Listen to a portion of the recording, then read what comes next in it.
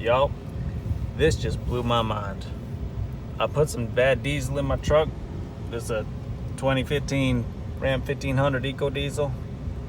Look, I had a 5-gallon can of old diesel in the shed. Probably been there for 8 years. Put that in the truck because I needed the gas can for some gas for my generator. We just had a hurricane here. Anyway, I go the next morning to start the truck and it started real hard. Check engine light come on and it was stalling like crazy.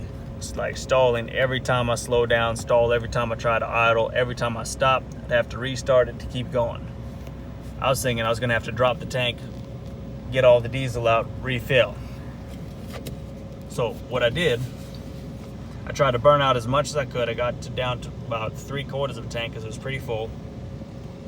This shit worked miracle.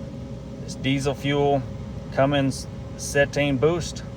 I put the max dosage in, half of it, in about a 25 gallon tank. And look at that, I'm not stalling at all. I couldn't even run below 1,000 RPMs earlier.